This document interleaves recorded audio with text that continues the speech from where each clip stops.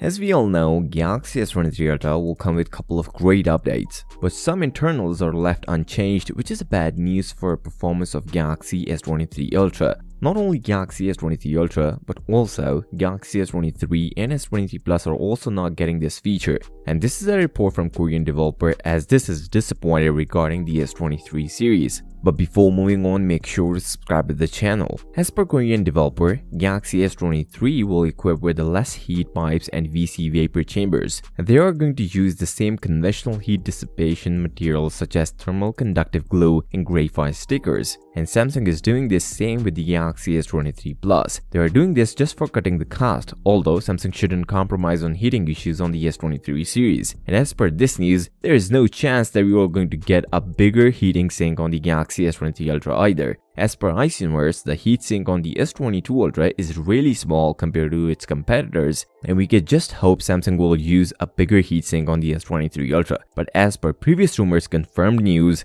S23 Ultra will come with the same S22 Ultra heatsink but improved one, which means we could get the same size heat pipes but improved one. So let's just hope Samsung shouldn't do this with the S23 Ultra. Let me know in the comments, are you guys okay with this new heat solutions on the Galaxy S23 Ultra? Not just that, we are also going to see some downgrades regards to the new processor of Galaxy S23 Ultra. As per confirmed news, Galaxy S23 Ultra will going to come with Samsung's 4nm based Snapdragon Gen 2, which will be overclocked 3.36 GHz instead of 3.19 GHz on the base model. But if it's Samsung based, then we should be worried. But as per Qualcomm, Snapdragon Gen 2 is 40% CPU power efficient and 45% GPU power efficient, so power efficiency can play an important role to cool down the temperature on the Galaxy S23 Ultra and other Snapdragon Gen 2 based devices. And along with this, Samsung is not going to include Wi-Fi 7 in the S23 Ultra, but Snapdragon Gen 2 supports Wi-Fi 7. We didn't know what Samsung is up for, but this shouldn't happen. Although a good news is here, Qualcomm partners with Samsung not just for the Galaxy S23 Ultra but later Galaxy devices, which means we can see Snapdragon only processor in the later Galaxy devices, so at least for now, there is no chance that we are going to get the exynos processor.